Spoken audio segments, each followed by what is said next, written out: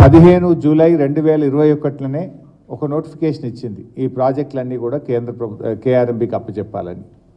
కానీ దాన్ని తీవ్రంగా అప్పుడు మేము దాన్ని వ్యతిరేకించాం. మీరు డైరెక్ట్గా కేఆర్ఎంబీకి అప్పచెప్పడానికి వీలు లేదు అని.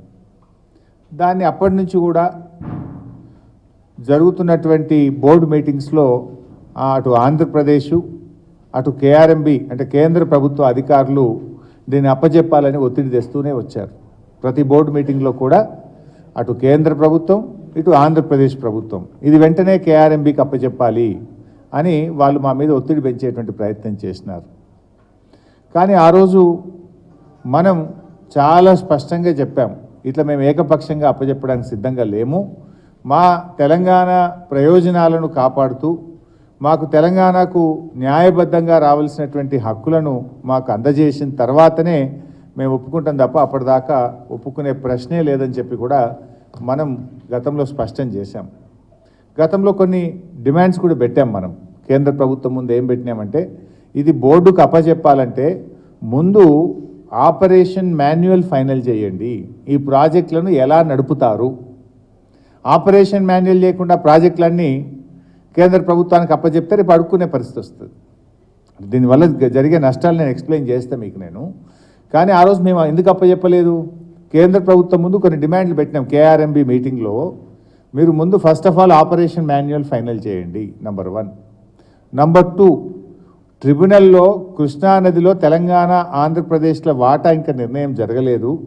అప్పుడు అడ్హాక్ బేసిస్లో 1 సంవత్సరానికి అని చెప్పి మీరు కేటాయించారు. కానీ ఫైనల్ ట్రిబ్యునల్ అవార్డు వచ్చేదాకా కృష్ణానదీ జలాల్లో 50% తెలంగాణకు 50% ఆంధ్రాకి ఇచ్చే విధంగా నిర్ణయం తీసుకోండి, నంబర్ 2. నంబర్ 3, మనకు శ్రీశైలం ప్రాజెక్టు మంజూరు చేసినప్పుడు ప్లానింగ్ కమిషన్ ఏం చెప్పిందంటే 264 టీఎంసీని నాగార్జున సాగర్ ప్రాజెక్టుకు మనం శ్రీశైలంలో హైడల్ జనరేషన్ చేసి నాగార్జున సాగర్కు కిందికి విడుదల చేయాలని చెప్పి planning commission of India Srisailam project మంజూరు చేసినప్పుడు చెప్పింది. ఆ ప్రకారంగా 264 టీఎంసీలు విద్యుత్ ఉత్పత్తి చేసి నాగార్జున సాగర్కు విడుదల చేసే విధంగా మీరు ఈ రూల్స్లో పెట్టండి. Number 3, drinking water. మనం ఏదైతే హైదరాబాద్ డ్రింకింగ్ వాటర్కి వాడుకుంటున్నాం, అదేవిధంగా మిషన్ భగీరథ కింద మహబూబ్ నగర్, నల్గొండ, ఖమ్మం జిల్లాలకు కూడా త్రాగునీరు వాడుకుంటాం. మనకు బచావత్ అవార్డు ఏం చెప్పిందంటే, ట్రిబ్యునల్ అవార్డులో బచావత్ అప్పుడు ఇచ్చినటువంటి KWDT 1 అవార్డులో ఏం చెప్పారంటే, త్రాగునీటి అవసరాలకు వాడుకునేటువంటి నీటిలో కేవలం 20% మాత్రమే మనము అకౌంట్ చేయాలి. ఎందుకంటే మళ్ళీ 80% రీజనరేషన్ కింద తిరిగి మళ్ళీ ఆ నీరు వస్తుంది కనుక యూ షుడ్ కౌంట్ ఓన్లీ 20% అని ఉంది. కానీ ఇప్పటిదాకా వీళ్ళు ఏం చేస్తుండ్రు, మనం హైదరాబాద్కు ఉదాహరణకు 16 టీఎంసీలు వాడితే మొత్తం 16 టీఎంసీలు లెక్క కడతా ఉన్నారు.